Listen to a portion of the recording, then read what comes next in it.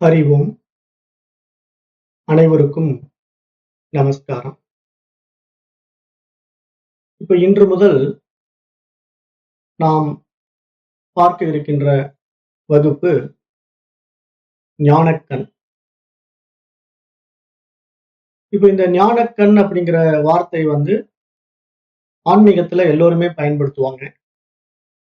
அது மூன்றாவது கண், ஞானக்கண், 10ஆம் வாசல், பிரம்மரந்திரம் அப்படின்னு பல பெயர்கள்ல அழைக்கப்படுது.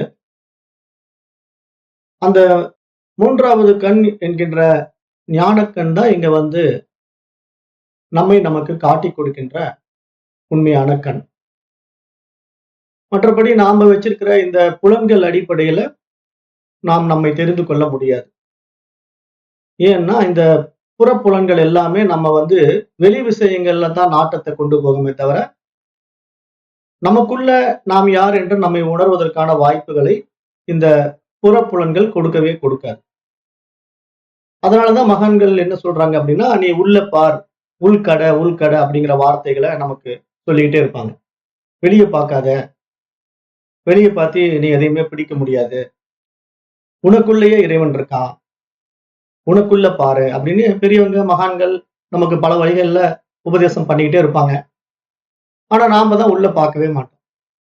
ஏன்னா நம்முடைய நாட்டமெல்லாம் வெளி விஷயங்கள்லயே இருக்கும், வெளி விவகாரங்கள்லயே இருக்கும்.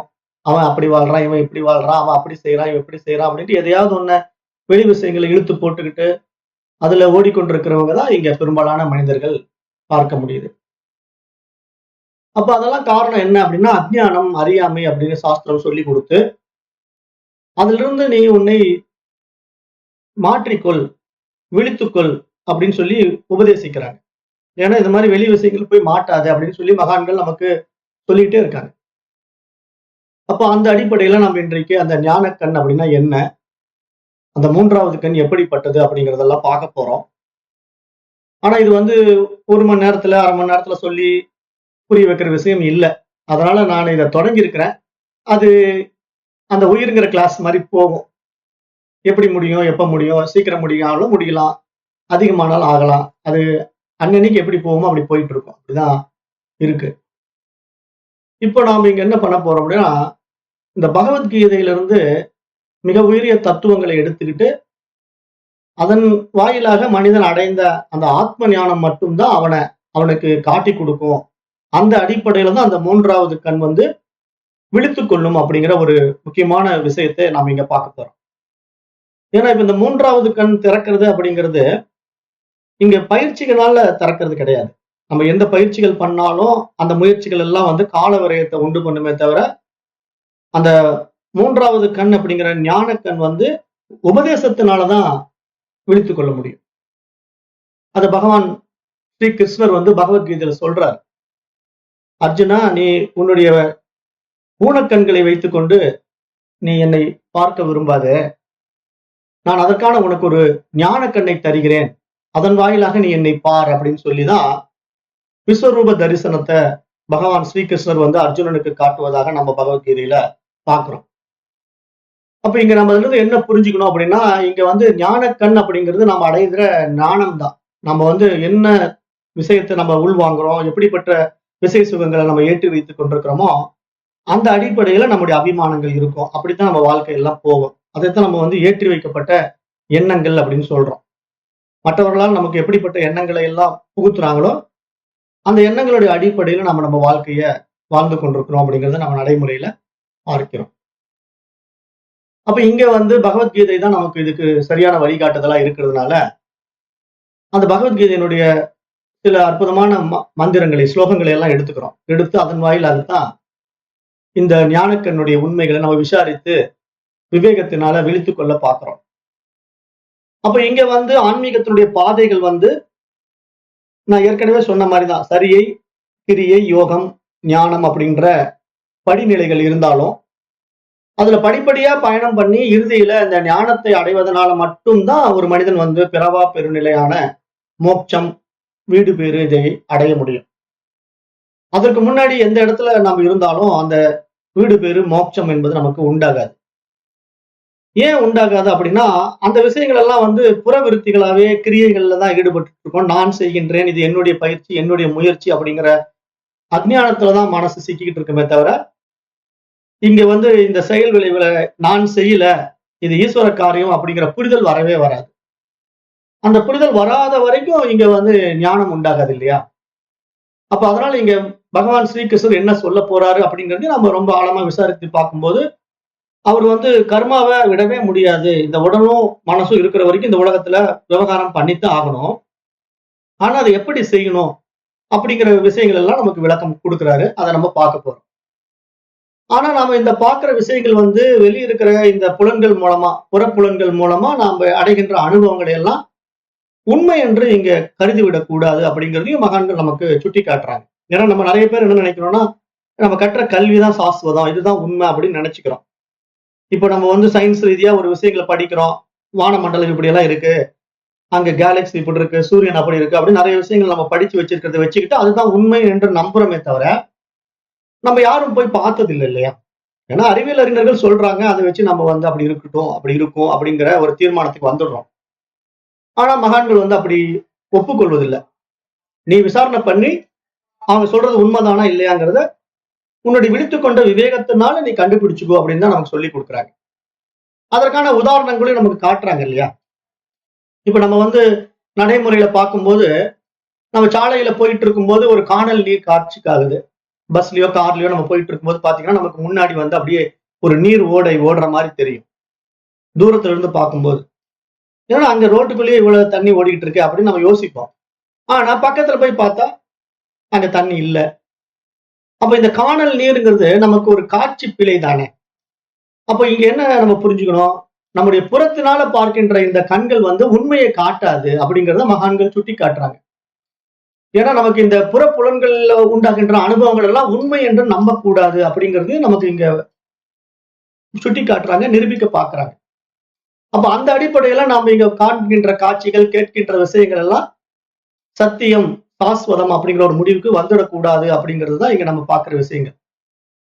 அப்ப அந்த இடத்துல நம்ம பார்க்கும்போது அங்க கானல் நீர் இல்ல. அப்ப அதை வச்சு மகான்கள் என்ன சொல்றாங்க? உன்னுடைய கண்ணை நம்பாத. அந்த கண் வந்து உன்னை ஏமாத்தும். நீ காணுகின்ற காட்சி உண்மை கிடையாது அப்படிங்கிறத நமக்கு புரிய வைக்கிறதுக்காக தான் அந்த கானல் நீர் அப்படிங்கிற ஒரு உதாரணத்தை கொண்டு நமக்கு நிறைய விஷயங்களை சுட்டி காட்டுறாங்க. அது மாதிரிதான் காதுகளால் கேட்கின்ற விஷயங்களும். இப்ப காதுகளால் ஒரு விஷயத்தை ஒருத்தர் சொல்ல கேட்கிறோம்னு வச்சுக்கோங்களேன்.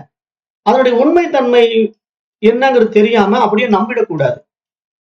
நிறைய விஷயங்கள் நிறைய பேர் அப்படிதான் நம்புறாங்க. ஒருத்தர் வந்து இப்படி போயிட்டு வந்து அங்க அப்படி நடந்ததுங்க. இந்த கோயிலுக்கு போயிட்டு வந்தேன். அங்க போயிட்டு வந்த பிறகு எனக்கு இவ்வளவு சிறப்பா இருக்கு. அந்த சாமியார பார்த்துட்டு வந்தேன். பார்த்துட்டு வந்த பிறகு எனக்கு பல அற்புதங்கள் நிகழ்ந்தது. அப்படின்னு ஒருத்தர் சொல்றாங்க அப்படின்ன உடனே, இவங்களெல்லாம் கூட்டமா போய் அங்க பார்க்கறாங்க. ஆனா உண்மை என்ன? அது அவர் சொன்னது எந்த அளவுக்கு உண்மை அப்படிங்கிறது விசாரிக்கிறது கிடையாது. அப்ப இது மாதிரி ஒரு மூடத்தனமா மனிதன் வாழக்கூடாது. காரணம் என்ன? மனிதன் என்பவன் 6ஆம் அறிவின் பகுத்தறிவு பரிமாணத்துல மேல்நிலைக்கு வந்திருக்கிறதுனால, அந்த உண்மைத்தன்மையை விசாரித்து உணர வேண்டும் என்பதை தான் திருவள்ளுவர் என்ன சொல்றாரு? எப்பொருள் யார் யார்வாய் கேட்பினும் அப்பொருள் மெய்ப்பொருள் காண்பது அறிவு அப்படின்னு திருவள்ளுவரும் சுட்டி காட்டுறாரு இல்லையா? அப்ப நம்ம வந்து ஒருத்தர் ஒரு விஷயத்த சொல்றாங்க அப்படின்னா, அதனுடைய உண்மைத்தன்மையை நாம புரிஞ்சுக்காம அதை அப்படியே மூடத்தனமா, குருட்டுத்தனமா எடுத்துக்கிட்டோம்னா நம்ம என்ன ஆகும்? அதனால பல கஷ்டங்களை நம்ம அனுபவிக்க நேரிடும். அது பின்னாடி நமக்கு பல பின்விளைவுகளை உண்டாக்கும். இதுதான் நமக்கு நிறைய அனுபவங்களை கத்துக் கொடுக்கிற பாடங்களாக நம்ம வாழ்க்கையில பார்க்கிறோம். அந்த அனுபவங்கள் நமக்கு சுகத்தை கொடுத்தா சந்தோஷம் அடையறோம். துக்கத்தை கொடுத்தா தாங்க மாட்டேங்கிறோம். அப்ப இங்க நம்ம வந்து இந்த மாதிரி விஷயங்கள்ல கொஞ்சம் விழிச்சுக்கணும். விழிச்சுக்கிட்டு இங்க வந்து உண்மை தன்மை எது? நம்மள புலன்கள் எப்படி ஏமாத்துது? அப்ப இந்த புலன்கள் போக்குல நம்ம போகக்கூடாது. மனம் போன போக்குல நம்ம போகக்கூடாது. அப்படிங்கிற ஒரு புத்திசாலித்தனம் நம்ம இடத்துல எப்ப வருதோ, அப்பதான் நம்ம உண்மையான நம்முடைய அகக்கண் வந்து விழிப்படைந்ததற்கான அடையாளம். அதுதான் 3வது கண் திறந்ததற்கான அடையாளம் என்று இங்க அறிஞர் பெருமக்கள், மகான்கள், ஞானிகள் நமக்கு புரிய வைக்க பார்க்கிறாங்க. அப்ப அதை நம்ம இங்க புரிந்து கொண்ட போது, அப்ப பகுத்தறிவு பரிமாணம் அப்படிங்கிறது மனிதன் அடைந்த 6ஆம் அறிவு மட்டும் கிடையாது. ஏன்னா 6ஆம் அறிவு படைத்த மனிதர்கள் எல்லாமே புத்திசாலிகளா இருக்கிறாங்களான்னா அப்படியும் சொல்ல முடியாது. அப்ப எந்த வகையில மனிதன் வந்து உயர்ந்திருக்கிறான் அப்படின்னா, அந்த பகுத்தறிவை கொண்டு விழித்துக்கொண்ட விவேகத்தினாலதான் மனிதன் உயர்ந்திருக்கிறான் அப்படிங்கறத நம்ம பார்க்க முடியுது. அப்போ அங்க நம்ம என்ன புரிஞ்சுக்கணும் அப்படின்னா, மனதை விசாரித்து இங்க எது உண்மை எது பொய் அப்படிங்கிற அந்த பகுத்தறிவு பரிமாணத்துல அந்த இருமைகளை விசாரணை செய்து விவேகத்தினால விழித்துக் கொள்ளும் போது மட்டும்தான் மனிதன் மகத்தானவனாக மாற முடிகிறது என்று பார்க்கிறோம். ஆனா இந்த பகுத்தறிவு பரிமாணம் மனிதன் பிறந்தவுடனே உண்டாயிடுதான்னா நடைமுறையில் அப்படி உண்டாவது கிடையாது. ஏன்னா ஆளும் வளரணும், அறிவும் வளரணும். அதுதான் இங்க வளர்ச்சி. இத நிறைய பாடல்கள்லாம் இருக்கு. மகான்களும் நிறைய அறிவுரைகளை நமக்கு கொடுத்திருக்காங்க. அப்ப நீங்க எப்படி இதை புரிஞ்சுக்கணும்? இப்போ ஒரு குழந்தை பிறந்த உடனே அது 6ஆம் அறிவு பரிமாணத்துக்கு வந்துடுச்சா அப்படின்னு ஒரு முடிவு எடுத்தீங்கன்னா அப்படி கிடையாது. ஏன்னா மனிதன் என்பவன் 6ஆம் அறிவு பரிமாணத்துக்கு வந்துட்டான் அப்படின்னு நம்ம சொன்னாலும், ஒரு 60 வயது 70 வயது ஆகி கூட அறிவு வளராத மனிதர்கள் எல்லாம் நம்ம பார்க்கிறோம். ஏன்னா ஒரு முட்டாள்தனமா இருப்பான், மூடத்தனமா இருப்பான். ஆனா வயசு 65, 70, 75 எல்லாம் இருக்கும். ஆனா அவனுக்கு எந்த ஒரு புரிதலும் இருக்காது. அவன் பார்ப்பதற்கு மனிதன், ஆனால் நடைமுறையில் அவன் மனிதன் கிடையாது. ஏன்னா அவன் மிருகம் மாதிரி இருப்பான். அவனுடைய போக்குல அவனுக்கு என்ன தோணுதோ அதை செய்வான். அப்ப இவர்கள் எல்லாம் 6ஆம் அறிவு படைத்தவர்கள் என்று எப்படி நம்ம சொல்ல முடியும்? அப்படி சொல்ல முடியாதுதான் இங்க மகான்கள் சொல்றாங்க. ஆக பகுத்தறிவு பரிமாணம் அப்படிங்கிறது என்ன அப்படின்னா, மனிதனிடத்திலே கொடுக்கப்பட்ட அந்த 6ஆம் அறிவு என்பது நன்மை தீமைகளை பகுத்தறிப்பதற்காக கொடுக்கப்பட்டிருக்கிறதுனால, அதுல எது நன்மை எது தீமை என்பதை விசாரித்து பார்த்து அந்த விவேகத்தினால விழித்துக் கொள்ள வேண்டும். அப்ப அந்த விசாரணை நம்ம எங்க மேற்கொள்வது அப்படின்னு பார்க்கும்போது, அதற்குத்தான் மனிதனுக்கு கல்வி தேவைப்படுது. அந்த கல்விதான் இந்த அத்தியாத்ம யோகம், வேத சாஸ்திரம், வேதாந்த விஷயங்கள் அப்படின்னு மகான்கள் சுட்டி காட்டுறாங்க. ஏன்னா இங்க நாம மனதை விசாரித்து விவேகத்தினால விழித்துக் கொள்வது அப்படிங்கிறது தனிப்பட்ட முறையில் நம்ம உட்கார்ந்துக்கிட்டு மனதில் இருக்கிற எண்ணங்களை பார்த்துக்கிட்டு இருக்கிறது கிடையாது. மனதில் இருக்கிற எண்ணங்களை பார்த்துக்கிட்டே இருந்தோம்னா நிறைய குப்பைகள் தான் வெளியே வந்துகிட்டே இருக்கும். அப்ப அந்த குப்பைகளை பார்த்து பார்த்து நம்ம என்ன பண்ண போறோம்? நாம தான் ஏற்கனவே நிறைய குப்பைகளை சேர்த்து வச்சிருக்கோமே. அப்ப அந்த குப்பைகளை விசாரத்துல உட்காந்துக்கிட்டு கண்ணை மூடிக்கிட்டு நமக்கு வரக்கூடிய தவறான எண்ணங்கள் எல்லாம் ஏன் இது இப்படி வருது, ஏன் இது இப்படி வருதுன்னு ஆராய்ச்சி பண்ணிட்டே இருந்தோம்னா இந்த பிறவி பத்தாது. ஏன்னா அவ்வளவு எண்ணங்கள் நம்ம இடத்துல இருக்கு. ஏனென்றால் அது இந்த பிறவியில ஏற்பட்ட எண்ணங்கள் அல்ல, பல்வேறு பிறவிகளாக நாம் சேகரித்து வைத்துக் கொண்ட சம்ஸ்காரங்கள், வாசனைகள் அப்படின்னு சாஸ்திரம் சொல்லி கொடுத்து, இது மாதிரி எண்ணங்கள்ல போய் சிக்காம உண்மையிலேயே இந்த மனித பிறவினுடைய மகத்துவம் என்ன அப்படிங்கிறத நீ உணரணும்னா, இங்கு உயர் பரிமாண அறிவுக்கு நீ அடையாளமா விளங்கணும் அப்படின்னா, அது பண்டைய ரிஷிகளும் ஞானிகளும் மகான்களும் நமக்கு என்ன சொல்ல வராங்க அப்படிங்கிறத நம்ம கேட்கும் போது மட்டும்தான் அது நமக்கு என்னங்கிறதே புரிய வரும் அப்படிங்கிற ஒரு ஆழமான உண்மைகளை இங்க சாஸ்திரங்கள் நமக்கு உபதேசிக்குது. அததான் மனிதர்கள் எண்ணங்கள் விஷயத்துல மாறி மாறி இருக்கிறத நம்ம பார்க்கிறோம். ஏன்னா ஒவ்வொருத்தரும் ஒவ்வொரு மாதிரி கேரக்டர். இப்ப நம்ம இந்த உலகத்துல எத்தனையோ மனிதர்கள் இருக்கோம், எத்தனையோ மனிதர்கள் எப்படி எப்படியோ வாழ்றோம். நடைமுறையில ஒவ்வொரு மனிதனும் ஒவ்வொரு கேரக்டர்ல இருக்கான். ஒருத்தர் நல்லவனா இருக்கான், ஒருத்தர் கெட்டவனா இருக்கான், ஒருத்தர் புத்திசாலியா இருக்கான், ஒருத்தர் முட்டாளா இருக்கான். அப்ப இதெல்லாம் ஏன் அப்படின்னு பார்த்தா, இதுதான் இங்க சாஸ்திரம் என்ன சொல்லுதுன்னா, அவரவர்களுக்கு ஏற்றி வைக்கப்பட்ட எண்ணங்கள். சிறிய குழந்தையிலிருந்து நமக்கு எந்த மாதிரி விசேஷ சுகங்களை நமக்கு உள்ள திணிக்கிறாங்களோ அந்த விசேஷ சுகங்களை இந்த மனசு என்ன பண்ணுதுன்னா உண்மை என்று நம்புது. அந்த நம்பிக்கையின் அடிப்படையில இந்த மனசு என்ன பண்ணுதுன்னா அதை ஆழமா பிடிச்சுக்குது. அப்புறம் அதையே வச்சுக்கிட்டு ஆராய்ச்சி பண்ணிக்கிட்டு அப்புறம் வயசு ஆக ஆகவும் அதை விட முடியாம அதுலயே சிக்கி சின்ன பின்னம் ஆகின்ற மனிதர்களை தான் நம்ம நிறைய பார்க்கிறோம். அப்ப யாருக்கு இது புரியும் அப்படின்னா, இப்ப இந்த மாதிரி அத்தியாத்ம யோக கல்வியில விசாரணை செய்து பார்க்கின்றவர்களுக்கு புரியும். எனக்கு இந்த மாதிரி தவறான விஷயங்கள் எல்லாம் மற்றவர்களால் ஏற்றி வைக்கப்பட்டிருக்கு. ஆனா இதை உண்மை சத்தியம் என்று நான் நம்பிட்டேன். ஏன்னா அவர்களுக்கே அது தெரியல. அவர்களும் புலன்கள் அடிப்படையில் அந்த விஷயங்களை உள்வாங்கி கொண்டு எனக்கும் புலன்கள் அடிப்படையில் அந்த விஷயத்தை உள்ள கொடுத்துட்டாங்க. அதை நான் உண்மை என்று நம்பினது என்னுடைய அறியாமை, என்னுடைய அஜ்ஞானம் என்று யார் ஒருவன் தன்னுள் உணர்கிறானோ அவன் தான் தன்னை உண்மையிலேயே உணர்கின்றான் என்று இங்க சாஸ்திரம் சொல்ல வர்ற சாரமாக நம்ம இங்க பார்க்கணும். அப்ப அந்த வகையில எப்போதும் இதை வெளியே பார்த்து கொண்டிருக்கிற புறப்புலன்களுக்கு அப்பாற்பட்ட ஒரு அக அறிவு நம்மிடத்திலேயே இருக்கிறது என்பதை நாம் உணர முடியும் என்பதுதான் இங்க மகான்கள் சொல்ல வர்ற ஆழமான உண்மை.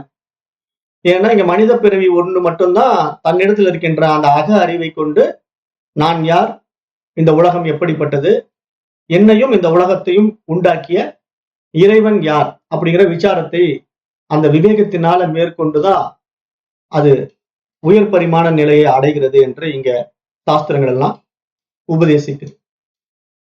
அப்ப அந்த நிலையை அடைவதற்கான ஒரு அரிதான உடல் இந்த மனித உடல். ஏன்னா மனித உடல் தான் படைக்கப்பட்ட உடல்களிலேயே பவித்திரமானது, மேன்மையானது, பாராட்டத்தக்கது. அப்ப இதுல ஒரு விசேஷமான ஒரு தன்மை இருக்கு இந்த மனித உடல்ல. அது என்ன அப்படின்னு பாத்தீங்கன்னா, அதுதான் இந்த 3வது கண், ஞானக்கண். அப்ப இந்த 3வது கண், ஞானக்கண்ங்கிறது நம்ம உடம்புல இருக்குங்களா, எங்க இருக்குங்க அப்படின்னு கேட்டீங்கன்னா, நம்ம நெற்றி பொட்டுக்கு நடுவே சற்று மேலே உச்சந்தலையின் நடு மத்தியில அரிசி போன்ற ஒரு அளவுல ஒரு உறுப்பு இருக்கு. நம்முடைய தலையில, உச்சந்தலையில ஒரு மேல இருந்து ஓட்டை போட்டோம்னா அது அப்படியே உள்ள நுழையும் இல்லையா? அப்படியே ஒரு மேல இருந்து ஒரு ஓட்டை போட்டு ஒரு கம்பியை நுழைக்கிறோம். புருவ மத்தியில ஓட்டை போட்டு ஒரு கம்பியை நுழைக்கிறோம். அந்த 2 கம்பியும் எல் மாதிரி போய் உள்ள சந்திக்கிற இடத்துல ஒரு உறுப்பு இருக்கு. அந்த உறுப்பு எதுல ஒளிஞ்சுக்கிட்டு இருக்கு அப்படின்னு பாத்தீங்கன்னா, மூளையில ஒளிஞ்சுக்கிட்டு இருக்கு. அதுக்கு பேர் பீனியல் சுரப்பி அப்படின்னு சொல்றாங்க சயின்டிஸ்டுக்கு. அந்த பீனியல் சுரப்பி தான் நம்முடைய 3வது கண். ஏன்னா இப்ப வெளியே நம்ம பார்க்கிற இந்த கண்கள் எல்லாம் புறக்காட்சிகளை பார்வையின் அடிப்படையில இது இது இன்னது அப்படின்னு பகுத்தறியக்கூடிய இந்த கண் வேற.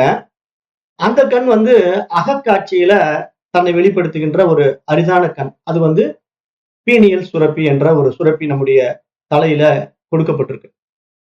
இது என்ன பண்ணுதுன்னா, நம்முடைய உடலையும் மனதையும் இயக்குவதற்கு ஒரு இன்றியமையாத உடல் உறுப்பு என்று பார்க்கப்படுகிறது. மருத்துவ உலகமும் சரி, அறிவியல் உலகமும் சரி, இதை ஆராய்ந்து பார்க்கும்போது இந்த மூளையில அடிபட்டுட்டா அவன் உடல் அளவிலும் மனதளவிலும் செயல்பட முடியாம போயிடுது. காரணம் என்னன்னா, அவன் கோமாவுக்கு போயிடுறான். அந்த தலையில அடிபட கூடாதுங்கிறதுக்கு தான் நமக்கு வாகன ஓட்டிகளுக்கெல்லாம் ஹெல்மெட் போட சொல்றது காரணம்.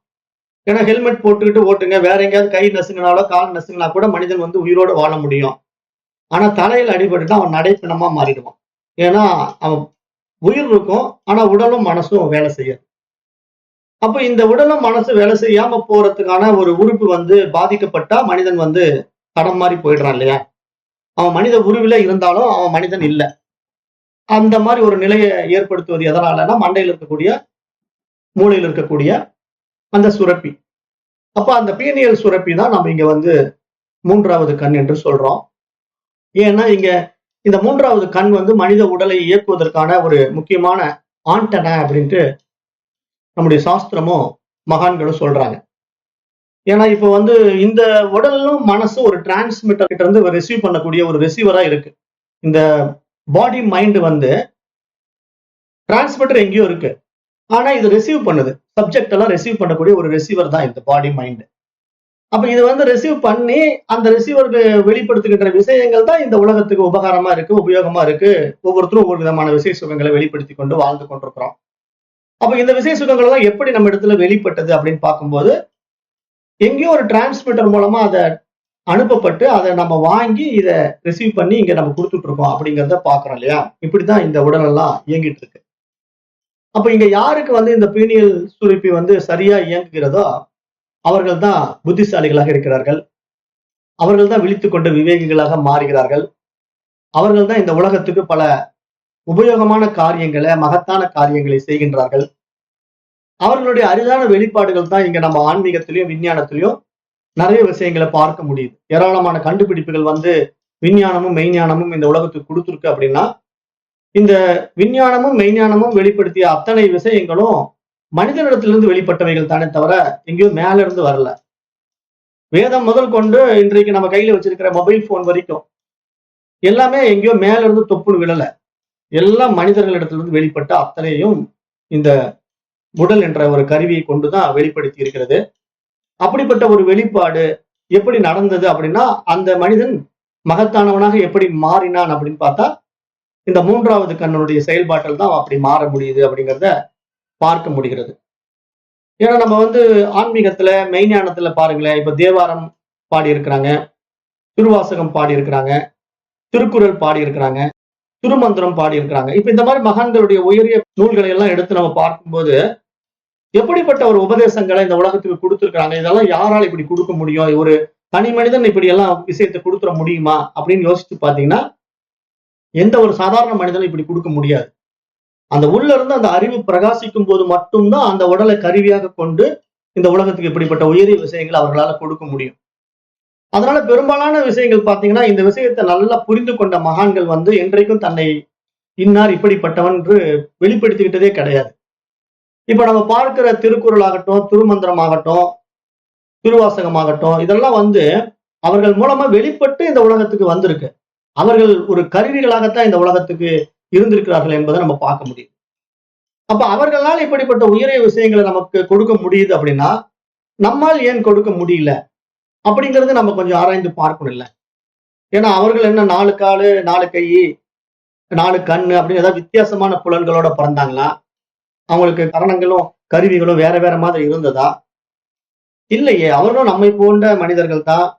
நமக்கு இருக்கிற மாதிரியே தான் அவங்களுக்கு உடல் உறுப்புகள் இருந்தது. நமக்கு கொடுக்கப்பட்ட 6ஆம் அறிவு தான் அவர்களிடத்துல இருந்தது. அவர்களும் நம்மை போன்றே இது நல்லது இது கெட்டது அப்படின்னு பகுத்து பார்க்கக்கூடியவர்களாக தான் இருந்தாங்க. ஆனா அவர்கள் பகுத்து பார்த்ததுக்கும் நாம பகுத்து பார்ப்பதற்குள்ள வித்தியாசம் தான் கொஞ்சம் மாறி இருக்கு. அப்ப இங்க நம்ம விழிச்சுக்கணும். இங்கதான் விழிப்புணர்வு அப்படிங்கிற ஒரு விஷயம் வந்து தேவைப்படுகிறது என்று மகான்கள் சுட்டி காட்டுகிறார்கள். ஏன்னா நம்ம 3வது கண் அப்படிங்கிற ஒரு விஷயம் வந்து நமக்குள்ள இருக்கிறத பெரும்பாலானவங்களுக்கு தெரியாது. அப்படியே ஆன்மீகத்துக்குள்ள வந்து ஆழமான இந்த விஷயத்த தெரிஞ்சுக்கிட்டாலும் அந்த கண்ணை வந்து வேற மாதிரி கற்பனை பண்ணிக்கிட்டு அதுல நிறைய தேவையில்லாத விஷயங்களை செய்து கொண்டிருக்கிற மூட மனிதர்களை தான் நம்ம அதுலயும் பார்க்கிறோம். ஏன்னா அது எதற்காக என்ன அந்த 3வது கண்ணுங்கிறது தெரியாம அந்த கண்ணை என்னமோ இவங்க அப்படியே ஓபன் பண்ணி அப்படியே அதுல இருந்து பார்க்க போறேன். அந்த சிவபெருமான் வந்து நெற்றிக் கண்ணை திறந்த மாதிரி அந்த நெற்றிக் கண் வழியா அப்படியே வெளியே ஒரு அக்னி வெளிப்படும். அது வழியா இந்த உலகத்தை பார்க்க போறேன் அப்படின்னு திருப்பியும் உலகத்தை வெளியே தான் தேடிக்கிட்டு இருக்கிற கூட்டத்தை நம்ம பார்க்கிறோமே தவிர அந்த உள்ள பார்க்கிற கூட்டம் ஒன்னையும் காணும்.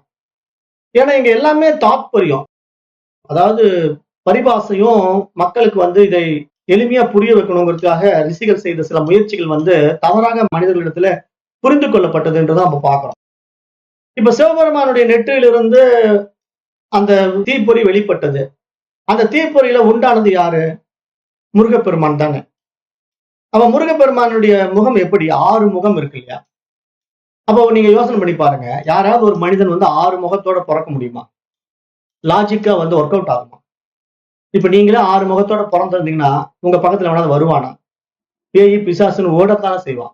6 முகத்தோட ஒருத்தன் பிறந்திருக்கிறான்னா அவனை வந்து பார்த்து பயப்படுவாங்களா இல்ல கொஞ்சுவாங்களா? அப்ப முருகப்பெருமான் உண்மையிலேயே 6 முகத்தோட பிறந்தாரானா? இல்ல. இங்க விஷயம் என்ன அப்படின்னா அந்த 6ஆம் அறிவை சுட்டி காட்டுகின்ற தாத்பரியம் அது. அதாவது அந்த 3வது கண் எப்போ 6ஆம் அறிவு பரிமாணத்துல விழிச்சுக்குதோ அப்பொழுது அவன் ஞானவானா மாறுகிறான். அப்பதான் ஞானகாரகனா முருகனாக மாற முடியும். அதனுடைய தாத்பரியம் தான் அந்த நெற்றிக் கண்ணே தவிர சினிமாவில காட்டுற மாதிரி அப்படியே சிவபெருமானுடைய கண்ணில இருந்து தீப்பொறிகள் பிளந்து அப்படியே அதுல வந்து ஒரு குழந்தை தோன்றி அந்த குழந்தையில 6 முகங்கள் உண்டாகி 6 முகம் அப்படிங்கிற பேர் வச்சு 6 முகத்தை வச்சுக்கிட்டு என்ன பண்றாரு? ஒரு முகத்தை வச்சே ஒரு காரியத்தை செய்ய முடியல. 6 முகத்தை வச்சு என்ன பண்ண போறார் முருகப்பெருமான்? அப்ப இங்க 6 முகம் எல்லாம் உண்மையிலேயே முருகப்பெருமானுக்கு கிடையாது. அங்க விஷயம் என்ன அப்படின்னா முருகன் என்பவன் வந்து 6ஆம் அறிவு பரிமாணத்தினுடைய உயர் ஞானகாரகன். இங்க மனிதன் அந்த ஞானத்தை அடைந்து விட்டா அவன் முருகன் ஆகி விடுகிறான். அவ்வளவுதான். அந்த முருகத்தன்மையை அவன் அடைகிறான். அவன் ஒரு அறிவாளி ஆகின்றான் அப்படிங்கிற ஒரு ஆழமான விஷயத்தை உபதேசிக்கிற விஷயங்கள் தான் இங்க கூடகமா பரிபாசையில புராணங்களில நமக்கு ரிஷிகள் வந்து சுட்டி காட்டுறாங்க. அந்த நிலையை தான் நம்ம பார்க்கணும். அதே மாதிரி விநாயகர் எடுத்துக்கீங்களேன். விநாயகர் எடுத்துக்கிட்டீங்கன்னா இப்ப விநாயகர் வந்து ஒரு கதை இருக்கு புராண கதையில. அப்ப அவங்க அம்மாவுக்கு காவலா நிக்கிறாரு. அப்ப சிவபெருமான் வராரு. சிவபெருமான் உள்ள போக பாக்குறாரு. அதுல யாரு உள்ள வரக்கூடாதுன்னு தடுக்கிறாரு. அப்ப சிவபெருமான் வந்து என்னையே நீ உள்ள விட மாட்டேங்கிறியா, நீ யாருடான்னு சொல்லிட்டு வெட்டி எறிகிறாரு தலைய. அப்ப உடனே பார்வதி தேவி ஒளி வந்து ஐயோ இது நான் உண்டாக்குன பையன் ஆச்சே, இவனை வெட்டிட்டீங்களே அப்படின்னு சொல்லிட்டு அவனுக்கு உடனே உயிர் கொடுக்கணும்ட்டு ஒரு யானை அந்த பக்கம் முதல்ல எது வருதோ அந்த தலையை வெட்டி வைக்கணும்னு ஒரு கதை சொல்லி அந்த பக்கம் போயிட்டு இருந்த ஒரு யானையை பிடிச்சி அந்த யானை தலையை வெட்டி அந்த பையனுக்கு வச்சாங்க அப்படின்னு சொல்றாங்க இல்லையா கதை. இதை லாஜிக்கா யோசனை பண்ணி பாருங்க. அந்த பையனோ பொடி பையன், யானையோ பெருசு. அந்த யானையை வெட்டி அந்த யானை தலையை தூக்கி அந்த பையன் தலையில வச்சா என்ன ஆகும்? அந்த பையனே அந்த யானை தலைக்குள்ளேயே போயிடுவான். ஏன்னா யானை தலை எவ்வளவு பெரிய தலை, அதை எப்படி அந்த யானை தலையை கொண்டு போய் அந்த பையன் மேல வைக்க முடியும்? அப்ப இதெல்லாம் நம்ம கொஞ்சம் சிந்தனை பண்ணி பார்க்கணும். அப்ப இங்க வந்து விநாயகருடைய தாத்பரியம் என்ன அப்படின்னா ஓம்காரம் தான். ஏன்னா அந்த ஓம்ங்கிற ஒரு வடிவத்தை உருவத்துல கொண்டு வரணும். அதுக்கு யானை முகம் சரியாக இருக்கும். ஏன்னா யானை முகம் தான் அந்த தும்பிச்சங்கை அப்படி சுத்தி நிற்கும் போது பாக்குறதுக்கு ஓம்ங்கிற அந்த வடிவத்துல காட்சியாகும். அப்ப இங்க ஓம்காரத்தை வெளிப்படுத்துவதற்கான ஒரு பரிபாசையோ ஒரு பூடகமான விஷயத்தையோ ரிஷிகள் வந்து இப்படி ஒரு கதை வடிவில கொடுத்து பாமர மக்களுக்கு புரிய வைக்க முயற்சி பண்ணியிருக்கிறாங்க அப்படிங்கறத நம்ம வரலாற்றுகள்லயும் சான்றுகள்லயும் பார்க்கிறோம். ஆனாலும் நாம என்ன பண்ணிட்டோம் அப்படின்னா அந்த மாதிரி விஷயங்களை வந்து மூலத்தனமா எடுத்துக்கிட்டோமே தவிர அதனுடைய உண்மைத்தன்மையை விசாரித்து அறியாததுதான் இங்க மனிதர்கள் எல்லாம் முட்டாள்களா போனதுக்கான காரணம் அப்படிங்கிறத பார்க்க முடியுது. ஏன்னா இன்றைக்கு ஆன்மீகம்ங்கிற விஷயங்கள் வந்து எப்படி மக்களிடத்துல திணிக்கப்பட்டிருக்கு அப்படின்னா நிறைய மூட நம்பிக்கைகள், அதாவது தப்பு தப்பான விஷயங்களை சொல்லி கொடுத்து தவறான விஷயங்களை மக்களுக்கு புரிய வைத்து அதுல ஏதோ கிடைக்குங்கிற மாதிரி ஒரு மாயையை கிரியேட் பண்ணி அதுல மனமயக்கத்தை உண்டாக்கி அப்படியே ஓட வச்சு பாக்குறாங்க. அப்படியே ஓடுற கூட்டம் தான் இன்னைக்கு கோயில் கோயிலா சுத்துது, அடிச்சுக்கிட்டு ஆடுது. ஒவ்வொரு கோயிலையும் நம்ம நியூஸ்ல பார்த்தோம்னா அந்த ஜனங்களை பாக்குறதுக்கு பரிதாபமா இருக்கு. முந்தானத்து கூட ஒரு திருச்செந்தூர் கோயில்ல அடித்தடின்னு கேள்விப்பட்டேன், ஒரு நியூஸ்ல பார்த்தேன். திருச்செந்தூர்ல அந்த முருகப்பெருமானை தரிசிக்கிறதுக்கு கியூல போகுதுங்க, எல்லாம் அடிச்சுக்கிட்டு ஆடுதுங்க. அப்படி நான் தான் முன்னாடி போவேன், நீ தான் முன்னாடி போவேன்ட்டு அந்த கோயில்ல போய் பக்தி வருமா? அப்படி அடிச்சுக்கிட்டு ஆடும்போது அங்க என்ன வரும்? மனசுல வந்து காழ்ப்புணர்ச்சியும் மிருகத்தனமும் தான் வெளிப்படுமே தவிர அங்க இறைத்தன்மை உண்டாகுமா? அப்ப எதுக்காக போய் முருகனை தரிசிக்கிறோம்? தெரியல, புரியல. இப்படித்தான் மனிதர்கள். ஏன்னா இன்றைக்கு வந்து கோயில் கோயிலா சுத்துற கூட்டம் எல்லாம் பாத்தீங்கன்னா தவறாக வழிநடத்தப்பட்டவர்கள் அப்படிங்கறத நம்ம பார்க்கிறோம். ஏன்னா பெரும்பாலான விஷயங்கள் நம்ம விசாரணை பண்ணி பாருங்க, விவேகத்தினால நீங்க விசாரித்து பார்க்கணும். ஏன்னா இப்ப நம்ம எடுத்துக்கிற சப்ஜெக்ட் எல்லாமே விசாரம் அப்படின்னு சொல்றோம். விசாரம் அப்படிங்கிற விஷயத்தை இன்றைக்கு அம்மா கேட்டாங்க, நீங்க விசாரம் பண்றது எப்படின்னு சொல்லி கொடுங்க அப்படின்ட்டு. விசாரம்ங்கிறது இதுதான். அதாவது நமக்கு ஒரு விஷயத்தை ஒருத்தர் கொடுக்குறாங்க அப்படின்னா அதனுடைய உண்மைத்தன்மை என்ன அப்படிங்கிறத நமக்கு கொடுக்கப்பட்ட பகுத்தறிவை கொண்டு அது நல்லதா கெட்டதா சரியா தவறா அப்படின்னு ஒரு மனிதன் எப்போ ஆராய்கின்றானோ அவன் மட்டும்தான் மனித பிறவியின் மகத்தான நிலையை அடைகின்றானே தவிர மனம் போன போக்கில மற்றவர்கள் சொன்னதையெல்லாம் அப்படியே செய்து கொண்டிருப்பாங்க. எப்படி மனிதனாக இருக்க முடியும்? மிருகம் கூட தான் நம்ம சொல்றதெல்லாம் அப்படியே செய்து நான் ஏற்கனவே சொல்லியிருக்கேன். இப்போ ஒரு டாகுக்கு ட்ரைனிங் கொடுத்துட்டு சிட்டுன்னா உட்காரும், ஸ்டாண்டுன்னா எழுந்திருக்கும், ஜம்ப்னா ஜம்ப் பண்ணும். அப்ப நாய்க்கு வந்து அறிவு இல்லையா? நாய்க்கும் அறிவு இருக்கு, மனுஷனுக்கும் அறிவு இருக்கு. பட் என்ன வித்தியாசம் அப்படின்னா அந்த நாய் ட்ரெயின் பண்ண மாதிரியே மனுஷனை ட்ரெயின் பண்ணி அதே மாதிரி உட்காரு, எழுந்து, ஓடு, கோயிலுக்கு போ, பூஜை பண்ணு அப்படின்னு சொல்லி கொடுக்கறதுனால என்ன வரப்போகுது? ஒண்ணும் வரப்போறது இல்லை. அது எதற்காக செய்யறோம், ஏன் செய்யறோம், அதை செய்வதனால் நமக்கு என்ன கிடைக்குது அப்படிங்கிற ஒரு தெளிவு யாருக்கிட்ட பிறக்குதோ அவன் தான் மனித பிறவியினுடைய மகத்தான நிலையை உணர்கின்றான், மனிதனில் புனிதனாகின்றான் அப்படிங்கிற மிகப்பெரிய உண்மைகளை எங்க மகான்கள் வந்து நமக்கு உபதேசிக்கிறாங்க. அதனால நம்ம இங்க வந்து இந்த மாதிரி விசாரத்துக்குள்ள வந்து நிறைய விஷயங்களை இந்த மாதிரி நம்ம கேட்டு கேட்டு ஒரு பக்குவம் அடையும் போது இந்த மனசு என்ன பண்ணோம்னா, ஓ இவ்வளவு விஷயங்களை எனக்கு தவறு தவறா புகுத்தி இருக்காங்க, மூடத்தனமா என்ன வாழ வச்சிருக்காங்க, அப்ப நான் இவர்கள் சொன்ன வழியில முட்டாள்தனமா வாழ்ந்திருக்கிறேன், அப்ப இதுல இருந்து நான் விழிச்சிக்கணும், அப்ப நான் விவேகத்தை அடையணும் அப்படிங்கிறத நாம இங்க விசாரத்துல புரிந்து கொண்டு கொடுக்கப்பட்ட இந்த உடலையும் மனதையும் இந்த உலகத்துக்கு உபகாரமா பயன்படுத்திட்டு நம்ம இந்த உடம்பை விட்டுட்டு போகணும் அப்படிங்கிற மிக அரிதான உண்மையை தான் இங்க பகவான் ஸ்ரீகிருஷ்ணர் பேசுறாரு, பகவத்கீதையில பேசுறாரு. அதுதான் நம்ம புரிஞ்சுக்கணும். ஏன்னா இங்க வந்து ஏதோ ஒரு மகான்கள் எப்படியோ சொல்றாங்க அப்படிங்கிற கண்ணோட்டத்துல இங்க பார்க்க கூடாது. அப்ப இங்க மூன்றாவது கண் யாருக்கு இந்த மாதிரி திறந்துக்குதோ, இந்த மாதிரி விசார மார்க்கத்துல வந்து எது சரி எது தவறு அப்படிங்கறதெல்லாம் ஆழ்ந்து ஆராய்ந்து இதனுடைய உண்மை தன்மையை மகான்களுடைய வழிகாட்டுதல்ல உபதேசங்களை கொண்டு நாம் உணரும் போது நமக்கு ஞானக்கண் திறந்து கொள்ளும். அந்த ஞானக்கண் வாயிலா இந்த உலகத்தை பார்க்கும்போது இந்த உலகம் நமக்கு ஒரு ஆனந்தமயமாக இருக்கும் அப்படிங்கிறது நம்ம பார்க்க முடியும்.